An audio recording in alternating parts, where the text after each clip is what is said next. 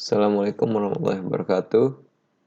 Perkenalkan, nama saya Muhammad Rafi Islami, NPM 1857510110. Pada kesempatan video kali ini akan menjelaskan tentang dinamika demokrasi di Indonesia.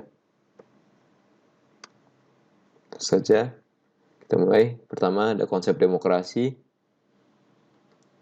Istilah demokrasi berasal dari penggalan bahasa kata Yunani, yaitu yang berasal dari kata demos dan kratos atau kratein.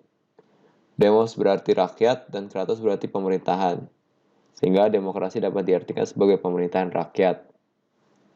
Salah satu pendapat yang dikemukakan oleh Abraham Lincoln pada tahun 1863 mengatakan bahwa demokrasi adalah pemerintahan dari rakyat, oleh rakyat, dan untuk rakyat, atau dalam bahasa Inggris, government of the people, by the people, and for the people.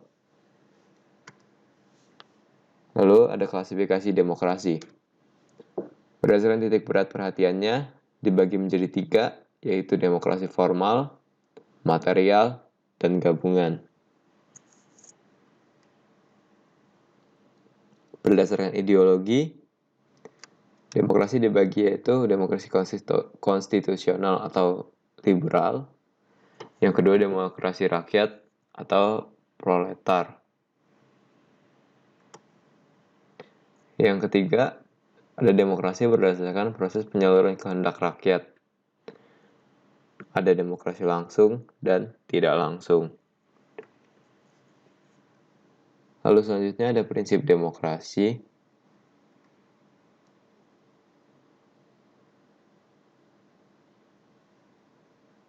Prinsip demokrasi yaitu ada 6. Yang pertama, menyelesaikan perselisihan dengan damai dan secara melembaga. Lalu kedua ada menjamin terselenggaranya perubahan secara damai dalam suatu masyarakat. Yang ketiga, menyelenggarakan pergantian pemimpin secara teratur.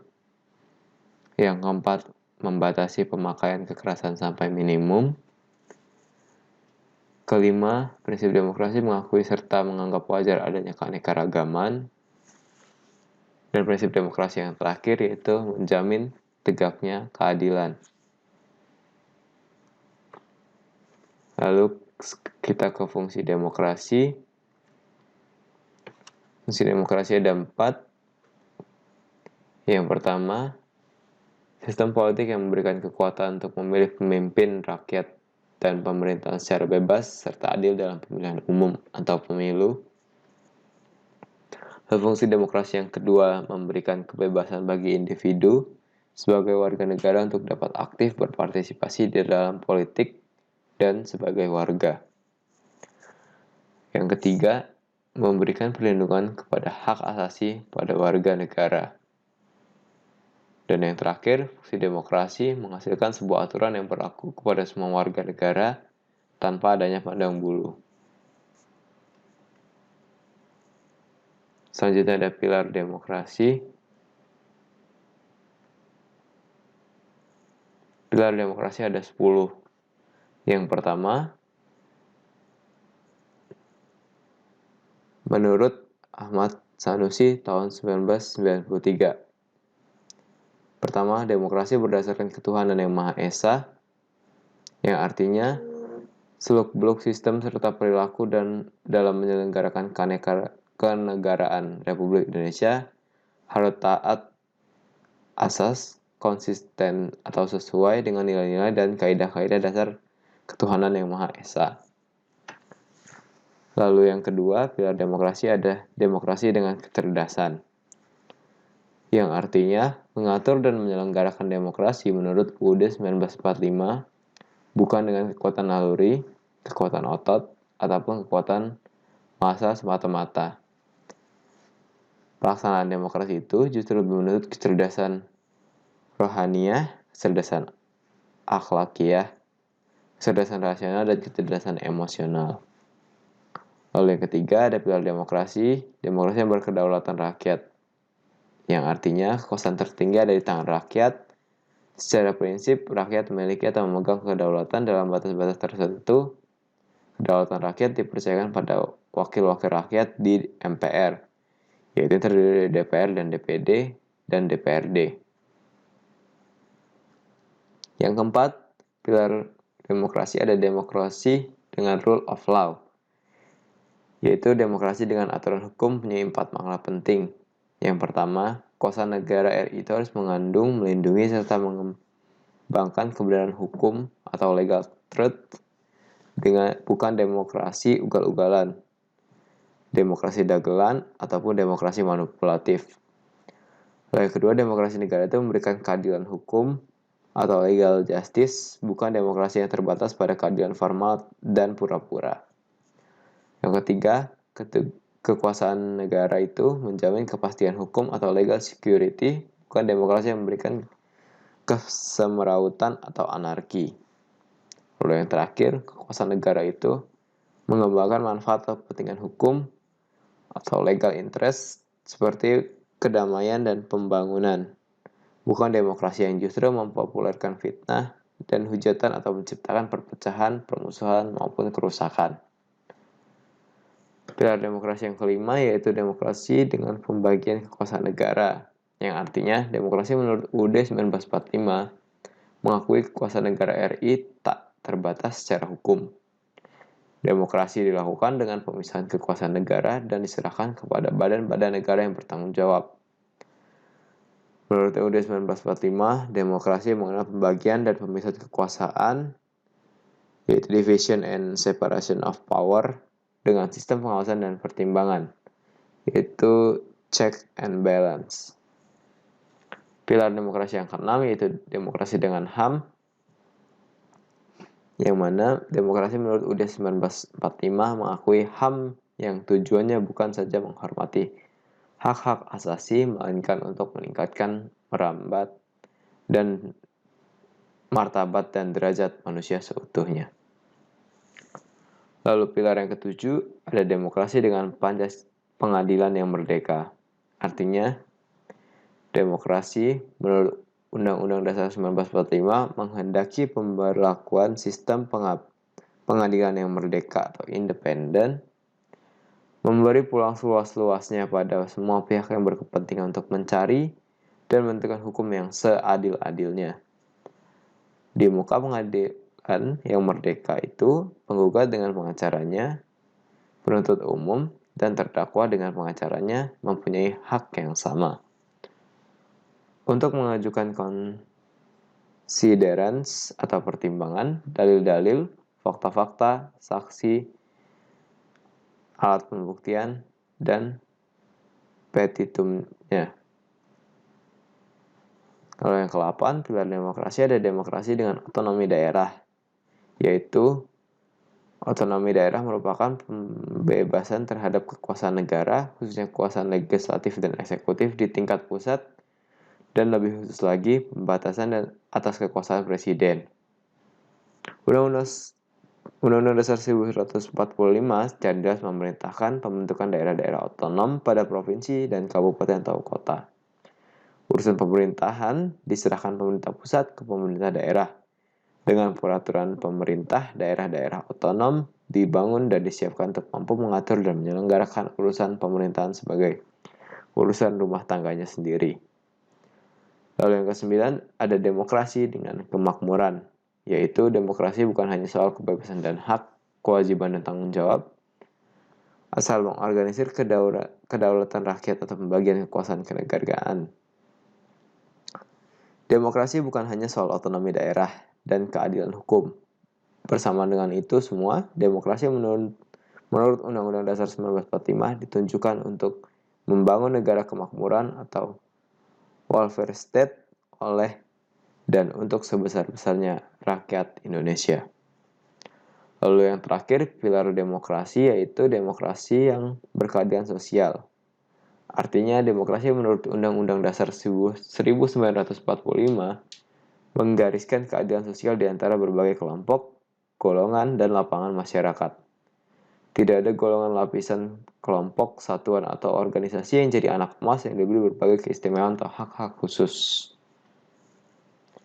Lalu selanjutnya ada macam-macam demokrasi.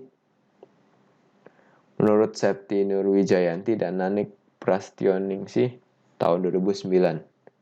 Pada dasarnya, demokrasi terdapat beberapa macam, yaitu Yang pertama ada demokrasi parlementer, yang mana suatu demokrasi menempatkan kedudukan dalam legislatif lebih tinggi daripada eksekutif. Kepala pemerintahannya dipimpin oleh seorang Perdana Menteri. Lalu selanjutnya ada demokrasi Pancasila, yaitu demokrasi Pancasila menjadi macam-macam demokrasi di Indonesia. Yang ketiga, masa ini Presiden tetap mempunyai tugas dan wewenang sebagai kepala negara dan kepala pemerintahan dan kekuasaan tidak terbatas. Ada konstitusi dan undang-undang di bawahnya yang membatasi Presiden membentuk kabinet kerja yang bertanggung jawab kepadanya untuk membantu menjalankan penyelenggaraan pemerintahan. Lalu ada demokrasi terpimpin.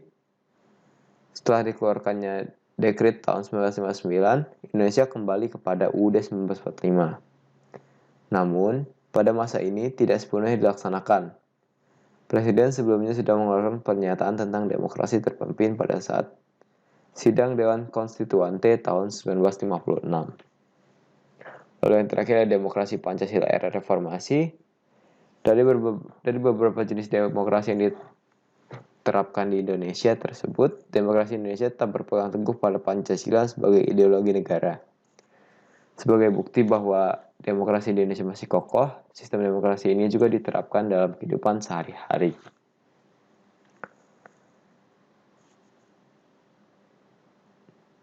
Lalu, selanjutnya ada pelaksanaan demokrasi di Indonesia. Pelaksanaan demokrasi di Indonesia ada mulai dari tahun 1945 sampai dengan 1949. Pada masa pemerintahan revolusi kemerdekaan ini, pelaksanaan demokrasi baru terbatas pada berfungsinya pers yang mendukung revolusi kemerdekaan. Sedangkan elemen-elemen demokrasi yang lain belum sepenuhnya terwujud karena situasi dan kondisi tidak memungkinkan. Hal ini dikarenakan pemerintah harus memusatkan seluruh energinya bersama-sama rakyat untuk mempertahankan kemerdekaan dan menjalankan kedaulatan negara, agar negara kesatuan tetap hidup, menurut Sulaiman dan Zulkifli pada tahun 2010. Lalu, periode selanjutnya yaitu 1949 sampai 1959. Periode kedua pemerintahan negara Indonesia merdeka berlangsung dalam rentang waktu 1949 sampai dengan 1959. Pada periode ini terjadi dua kali pergantian Undang-Undang Dasar. Pertama, pergantian UUD 1945 dengan Konstitusi RIS dengan rentang waktu 27 September 49 sampai dengan 17 Agustus 50. Dalam rentang waktu ini, bentuk negara kita berubah dari kesatuan menjadi serikat. Sistem pemerintahannya juga berubah dari presidensial menjadi kuasi parlementer.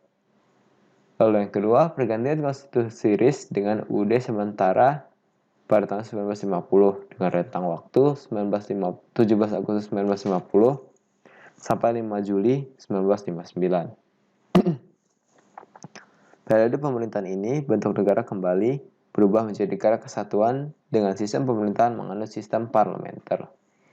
Dengan demikian, dapat disimpulkan bahwa pada periode 1949 sampai 1959, negara kita menganut demokrasi parlementer. Dikutip dari Sulaiman dan Zulfikri pada 2010. Lalu, periode selanjutnya pada tahun 1959 sampai dengan 1965. Pada tahun ini, kinerja Dewan Konstituante yang berlarut-larut membawa Indonesia ke dalam persoalan politik yang sangat pelik, di mana negara dilingkupi oleh kondisi yang serba tidak pasti karena kelandasan konstitusional tidak mempunyai kekuatan hukum yang tetap, karena sifatnya hanya sementara. Selain itu juga, situasi seperti ini mempengaruhi terhadap keamanan nasional yang sudah membahayakan persatuan dan kesatuan nasional,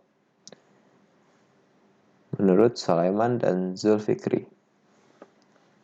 Lalu, periode selanjutnya yaitu periode 1965 dan periode 1998. Pada tahun ini, visi utama pemerintahan yaitu pemerintahan Orde Baru, yakni melaksanakan Pancasila dan UUD NKRI tahun 1945 secara murni dan konsekuen. sebagai kritik terhadap Orde Lama yang dianggap telah menyimpang dari Pancasila. Era baru dalam pemerintahan yang kemudian dikenal sebagai Orba atau Orde Baru dimulai setelah melalui masa transisi yang singkat, yaitu antara 1966 sampai dengan 68. Ketika Jenderal Soeharto dipilih menjadi Presiden Republik Indonesia. Era dengan konsep demokrasi Pancasila yang memberikan secerca harapan bagi rakyat Indonesia, terutama yang berkaitan dengan perubahan-perubahan politik dari yang bersifat otoriter pada masa demokrasi pemimpin di bawah Presiden Soekarno menjadi lebih demokratis. Lalu periode yang terakhir dari tahun 1998 sampai dengan sekarang, yang mana demokrasi yang diterapkan pada era reformasi ini adalah demokrasi Pancasila. Setahun kemudian, yaitu pada tanggal 7 Juni 1999, dilaksanakan pemilihan umum yang demokratis. Pertama, pemilu yang dilaksanakan jauh lebih demokratis dari yang sebelumnya. Sistem pemilu juga terus berkembang, memberikan jalan bagi rakyat untuk menggunakan hak politiknya dalam pemilihan. Bahkan, puncaknya pada tahun 2004, rakyat bisa memilih langsung wakilnya di lembaga legislatif dan presiden atau wakil presiden dipilih secara langsung. Itulah pelaksanaan periode demokrasi yang pernah terjadi di Indonesia. Ya, mungkin itu yang bisa saya sampaikan terkait dengan demokrasi yang pernah terjadi di Indonesia. Mohon maaf bila ada salah-salah kata. Saya akhiri. Wassalamualaikum warahmatullahi wabarakatuh.